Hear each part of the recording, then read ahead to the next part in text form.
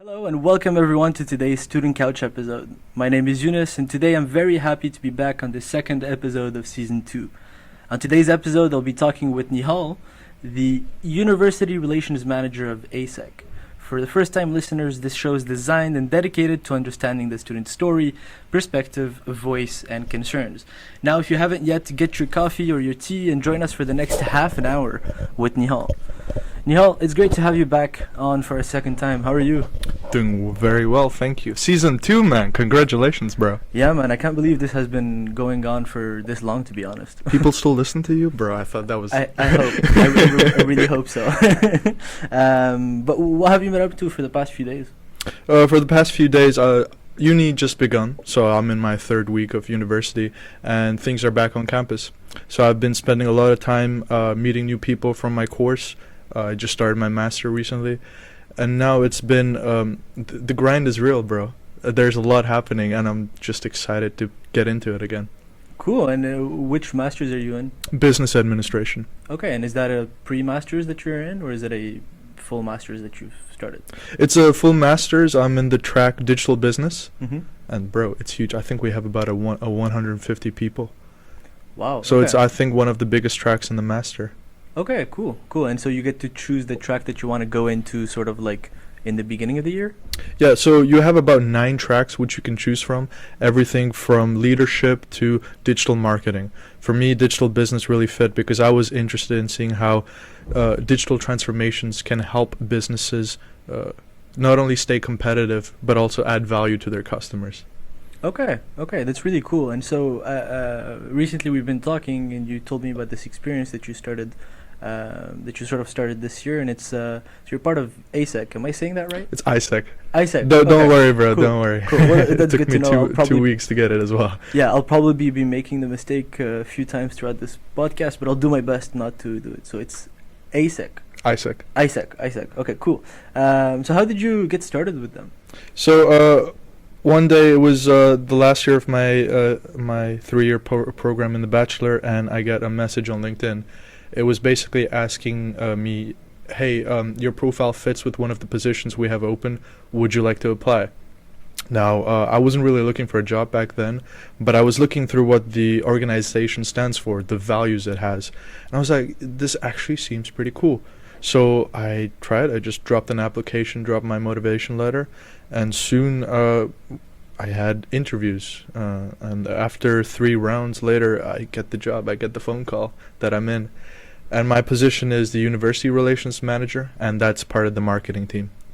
Okay, that's really cool. And so it's sort of like right up your alley in the sense of what you want to do in terms of connecting marketing and business, and also I imagine you're kind of interested in like interpersonal communication as well. Yeah, for me, I would consider myself as a relationship builder. Like if you see me at a party, I will always be around talking with people. Mm-hmm. And when I joined AIESEC as part of the marketing team, this really, now I was able to use it for an organization, not just to widen my social network, but also to see if I could bring these interpersonal skills into the organization. And now it's been effective because we've been going to events. We have one coming up, hopefully, Mm-hmm. and it's just meeting new students and seeing if we can bring them into our organization. That's great. And so what is it exactly? What is the organization about? Okay, cool. So the purpose of our organization is to have peace of mankind. Now, peace is a very abstract concept. Unless we're dropping nukes at each other, it's not really something we discuss often. Mm-hmm. However, in our interpretation of peace is youth inclusivity, youth leadership, being able to have people travel to different countries, territories, experience different cultures, and help them grow in ways that staying in your home country just doesn't allow you to. And what we do is we send people on internships and volunteering projects abroad. So we take people, right now I'm based in the Netherlands along with you, and we take them to countries like Spain, Romania, Portugal, and we provide them with these cross-cultural opportunities, and we believe that you can grow from that. And that's why we're really striving for excellence in this domain. Absolutely, and I think that's super important. I think it's like, as you said, trying to link it back to the peace aspect. It's like you cannot really have a peaceful sort of community if it's not knowledgeable and experienced and understanding of these different cultures. Because it's sort of like that misunderstanding of the alien or the foreigner that is that oftentimes causes conflict or lack of peace in a way. But I saw on your website that it's linked to the United Nations Economic and Social Council. Could you tell me a little bit about that? Have you heard of these Sustainable Development Goals by the UN? SDGs? Yeah, so the SDG. What we've done is we are strong proponents for this. And if you look at our volunteering projects, what we try and do is we try and see if we can tackle one of these goals, whether it be food insecurity, plastics, environmental issues in the world, and so on. So a lot of the volunteering projects we offer is based on whether we can make an impact through these goals, for these goals. And example of this is we recently had someone go to Italy, help clean up plastic in the sea slash what you call the beaches and so on. And and that was a lot of it connecting to the SDG. And that's one of the reasons why our volunteering is so popular. Because if you look at these sustainable goals, it's because we're tackling issues that should be worked on globally now. Yeah, absolutely. And I mean, I think the SDGs are sort of like a good outline of the important parts that the world needs to work on. And so I like the aspect that it's kind of linked to that, because no matter what, like the student would be going in to the experience knowing that they would be having a big added value, not only to the organization or company, but also to the world in a way, right? Yeah. And so where do you guys like exactly operate? Are you only based in the Netherlands? No. We're a global organization. We have around 130. We operate in 113 countries slash territories. And what these offices allow us to do is, first of all, we're able to find talent in these cities and send them to other countries where companies really need an international mindset, where companies would really benefit with having someone from the outside come in, not just viewing the organization through a third eye, but also through maybe a third culture. Okay, and then when you say these companies, what type of companies are there usually? Like, would you go and work for Coca-Cola, or what type of companies? So we right now we have the Global Volunteering Program and the Global Talent Program. Volunteering is where you help with these sustainable development goals. Right now, what we're really focusing on is the global talent, where we connect you with internships in different cities. And these companies can range from multinationals, so Amazon, and as for an example, but also smaller to medium-sized companies. And I think the breadth of experience we can offer is you can not only try your luck with applying to one of these bigger companies like Amazon, but also if you want a more an experience closer to what that country may seem like, maybe going to a medium-sized company can offer that. Okay, that's really cool. And is it mostly like through internships and volunteering that it's done, or are there also like sort of jobs in a way? So in terms of internships, our programs can last anywhere from 6 weeks to 72 weeks. Okay. Now that's a big time frame. So if you're thinking if you want to go for an internship, you could potentially have an internship that lasts well over a year. With our talent programs, the thing about it is that first you will either get a salary. So the ones that have a longer duration, they for sure will have a salary. But the ones that are 6 to 8 weeks, they may not pay you. However, the accommodation will be taken care of. Okay. So that's really cool. And so, so I also saw that you have these teaching experiences. Could you tell me a little bit about that? Yeah. So full disclosure, we're not technically really promoting the teaching program right now. That's simply because we're really focusing on getting our services to greater consistency and value to our the customer base that we want to attract. So the teacher, what that was meant to do was that you would go to a different country and maybe teach in a high school, maybe middle school and so on, and you get a chance to meet these kids, make an impact, but also see if you can learn a new language, see if you can learn a new skill, not just be there to teach maybe English, for example. Mm-hmm. That's really cool. And I mean, I gotta say, a big part of me is kind of skeptic when I hear these types of things, because to me it seems like the organization doesn't have much to gain from these types of experiences that they're offering students or things like this. So how does AIESEC, saying that right? No, but go on. Okay. Yeah. Can you remind me? It's Yeah? AIESEC. AIESEC. But bro, if you mess up, don't you worry, man. Okay, cool. Don't worry. So about it. how does AIESEC sort of benefit from these types of experiences or services that they offer students? We're a non-profit. So first of all, our intention is not to make a profit. Okay. The reason why I would say you should come in and actually take an opportunity through AIESEC is because of our purpose, our why. That's to develop youth leadership, youth inclusivity, but also we are an organization dedicated to help the students. I know many organizations can say that quite easily.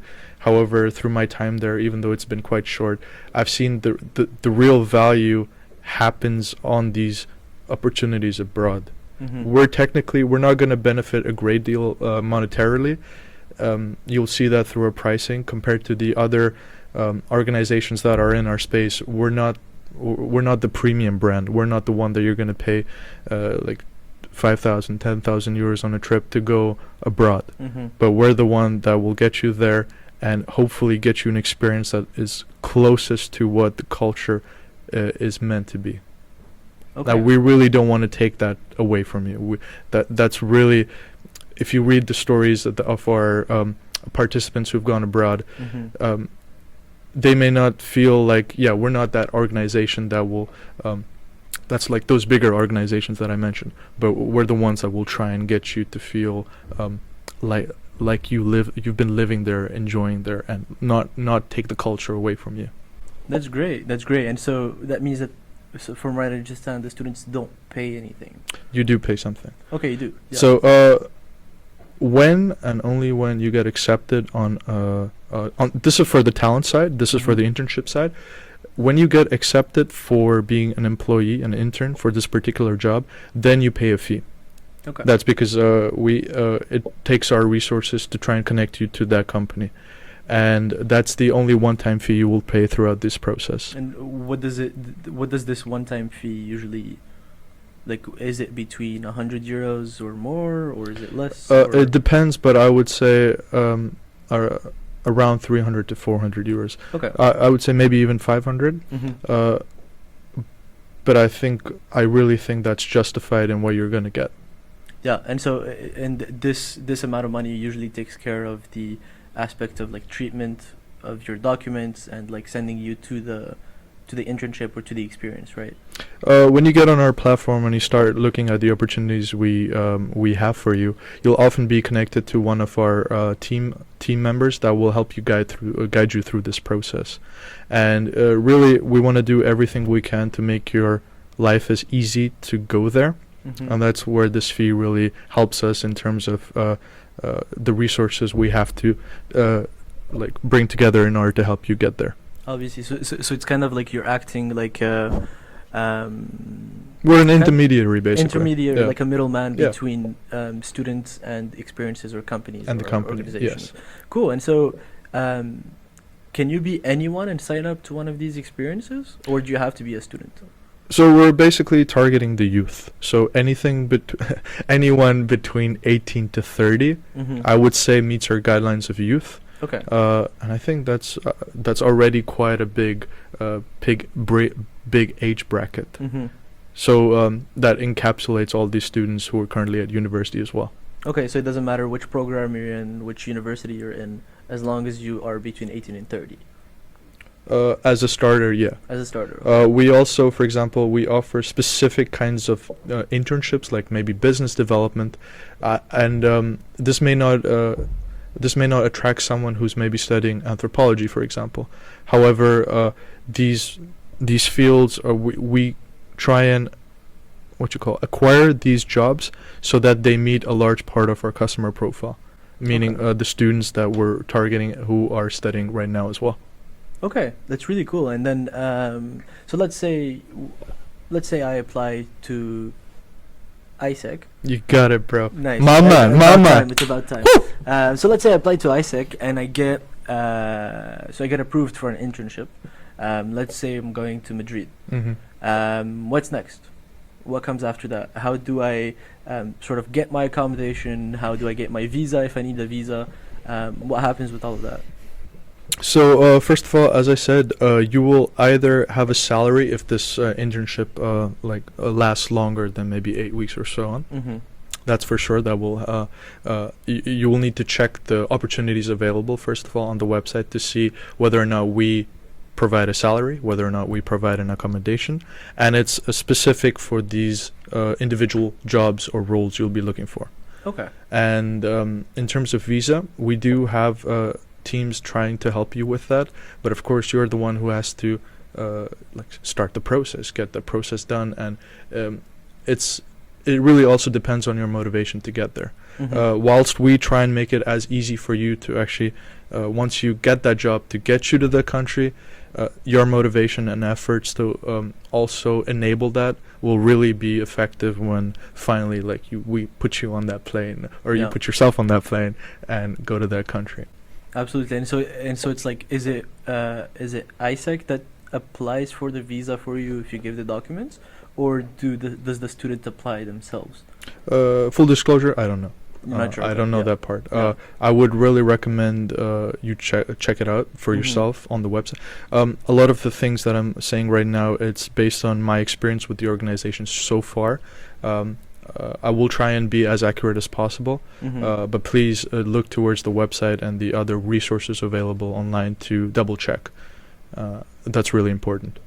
Yeah, I think absolutely. And to anyone listening out there, check out the website as well. And all of this information that we're talking about is available on there. But it's AIESEC.org. AIESEC.org. AIESEC.org. Awesome.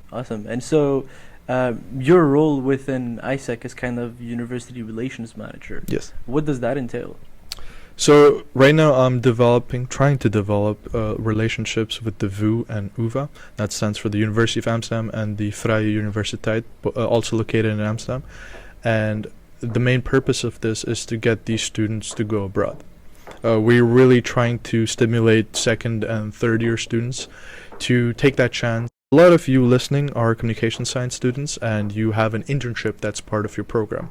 If AIESEC, after listening to this, is already making you think about going abroad and doing an opportunity with us, all you need to do is see if you can get those credits when you, if those credits are receivable with the opportunity that we're going to provide. And what that means is already within your program, within your second or third year, when you're thinking of doing the internship, you can already be like, yo, Spain, that's an opportunity for me. Portugal, Romania. And this kind of makes it so that, practically speaking, it fits within your academic year. I don't want you to maybe feel like, oh, this is only a summer thing or a winter thing that I can do. But if you're able to get credits for this, why not see this as a viable opportunity to grow? I think that's so great, especially that if you can link it to your program and get the credits for it, why not? I mean, either ways you need those credits, so might as well do it through AIESEC. Cool. So, I mean, knowing that you can sort of put this as one of your credits that you would use for your university to get your bachelor's degree, what kind of experiences should people be looking for? Cool. Or that match sort of their personality in a way? So as a first-year student, I kind of had no idea what I wanted to be interning in, or working in. And as I'm looking through LinkedIn and through all of these different job postings or internship postings, I don't really know what I would be wanting. What would be your advice as a master's student and as a person who's kind of in this area? What would be your advice to someone who doesn't know what they want to go into? No, that's a very hard question. Yeah. So I really encourage people to firstly understand what gets them out of bed in the morning. If you've heard of Simon Sinek, he has this concept called the golden circles.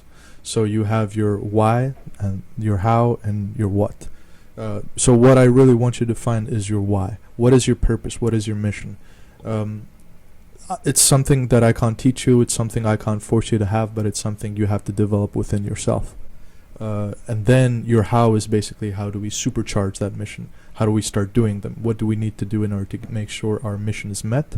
And finally, that what, that's if you're going around people and they're asking you, hey man, so what do you do? For you, I feel like you would say, yeah, I do podcasts. I help out with students in the communication science or social science faculty. I have my own personal why, but I've also now developed a what that now when I go share with people, it's easy for someone to pick up why my purpose is and like why I do the things that I do.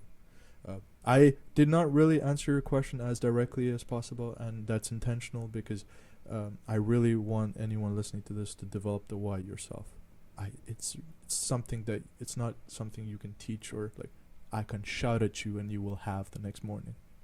Yeah, I absolutely agree. I mean, I've personally been kind of like struggling with that a little bit before I started with my internship, and I kind of found myself in this place of chaos. Where there's a bunch of different ideas that I would want to explore, but I don't really know what gets me up in the morning, as you said. And then when I actually stumbled upon this and a similar concept, I think it's a Japanese concept called Ikigai. I kind of forgot how it was exactly separated, but it was kind of around the same thing. So why, what, and how would you do something? When I kind of stumbled upon that chaos kind of became a bit more ordered. And so in a way it was kind of like that structure of like, okay, so first ask yourself this question. Once you have this answer, then you can figure this out. Just having that structure kind of helped me out a little bit, but at the same time I understand how these things could be different for people all across. And so yeah, I absolutely agree. It's like really first answer that question for yourself as to why or what gets you up in the morning in a way.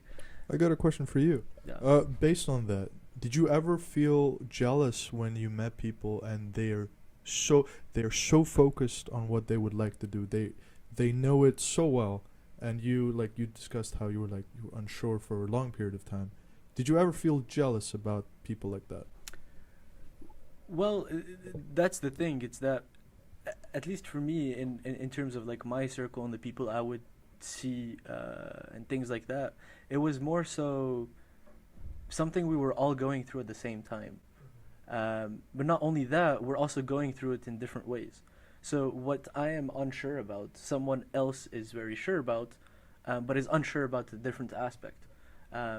So maybe someone knows that they really want to go into, for example, business. But what do they want to do within business? Do they want to work in an office with a big multinational company? Do they want to work for themselves and be an entrepreneur?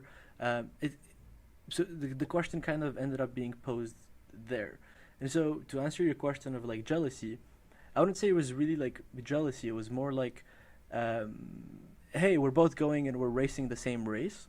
We're running the same path. Might as well help each other reach the finish line, wherever that is. So whatever information I was able to kind of get from my friends or people around me would be helpful to me in the same way my information would be helpful to them. So I wouldn't say really jealousy was there.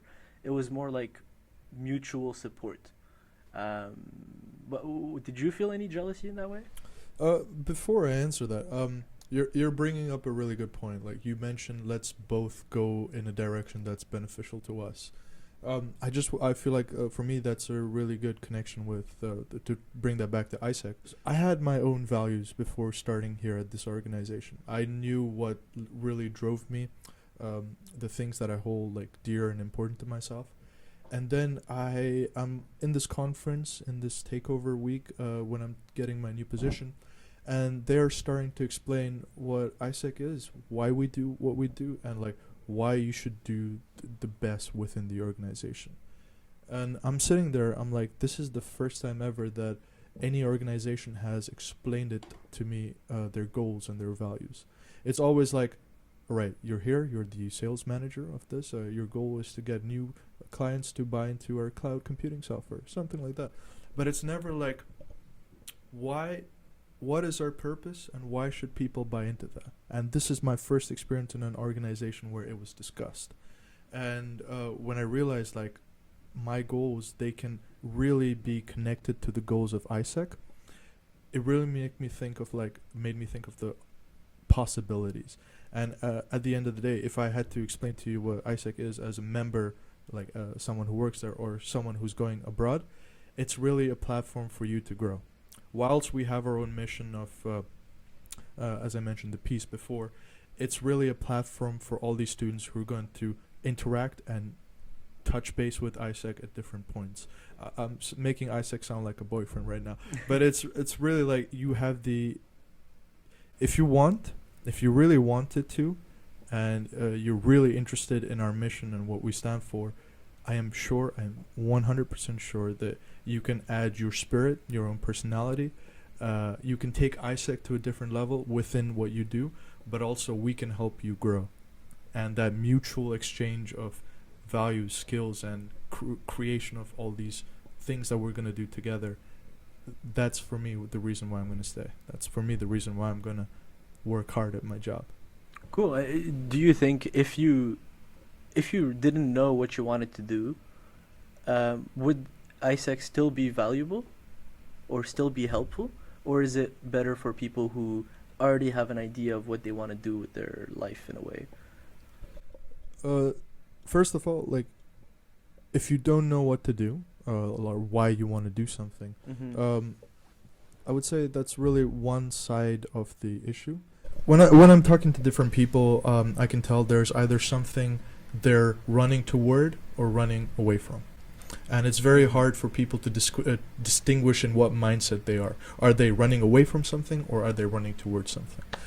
Now, you may not know why you want to do something or what you want to do something, but in terms of what we offer, I know things like travel, things like learning about new cultures.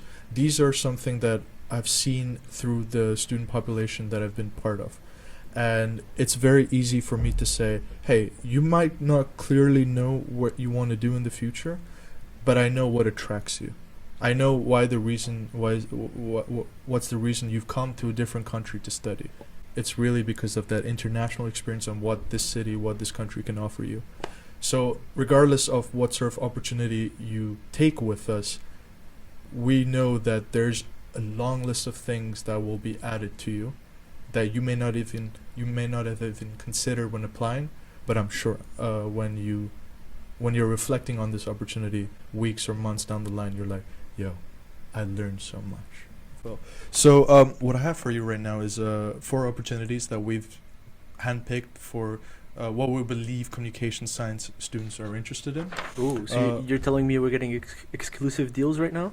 My man, the exclusivist deal. Exclusivist deal. That's great. Let me hear them. Okay, so by the way, these opportunities that I list, we'll try and find a way for you to find them later online when this podcast is released. But to go through them real quick, we have a position open in Romania for a social media manager.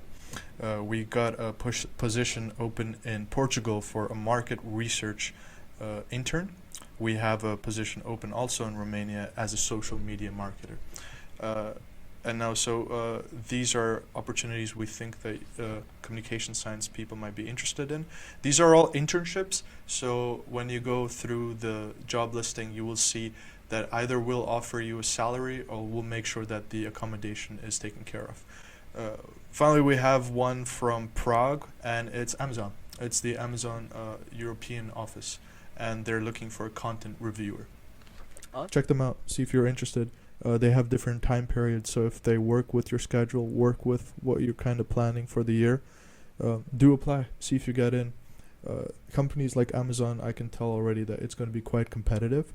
So really your tenacity, your spirit, the amount of effort you go and give to get this opportunity, that's what's really going to make this also happen for you. Awesome. And so people can just go on the website, create an account, and once they create an account, they can apply to one of these positions, right? Yep. Once you get to the platform, you create that account. You will see all of these jobs available, these positions open, and go ahead and like start kind of creating a list of things you're interested in, and if you feel like, hey, this one actually fits me really well, apply, see what happens. There's also you also have, for example, the ability to have coffee chats with someone from our team, and this is for people who are like sometimes really get anxious when new opportunities like this come by and just need someone to talk to for about 10-15 minutes to clear their mind. And we'll try our best to also set clear expectations. Whilst traveling abroad and so on is quite a romantic idea, we are a student organization. Majority of the people who work at AIESEC are students. So we really want you to be sure that, like, listen, we're not the premium players in the market. The opportunities we provide, whilst we do our best to make sure this is a great experience for you, you cannot hold us to these expectations that you might see from these other organizations. So expectation is something that we really find important, but also for you when you're like, I'm set, I just want to go, I know what I can what to see, what to expect, and it's just about me going to this country, experiencing the culture, but also adding value through this internship or position that I take in this company. That's awesome. So it's like AIESEC is kind of like for the students and by the students in a way. Very much so. That's awesome. That's awesome. Well, Nihal, thank you so much for joining me today on this episode. Before we say goodbye, I would just like to, thank you very much really for talking to us about AIESEC, sort of what it's about, the experiences you guys have to offer. I would also like to thank the Medium team, of course, for helping out to promoting this episode, and to everyone else that's involved in making this happen. So, guys, I'm about to make an emotional connection with the listeners. Ooh. Do you consent? Yes, absolutely. Can you look into that camera, though? Wow. Ooh! Goddamn. Are you going to invite me a third time, bro? Because I feel like I must be a special guest by now. Well, honestly, after this episode, I don't think I will. Wow. I don't think your presence was that enjoyable. No. Do not subscribe. Do not click the notification bell. Please do not even like the episode. I'm taking over. My name is Nihal Bellary. Thank you so much for listening, and I hope Jonas doesn't really do much with the podcast after this. Good night. All right. Thank you.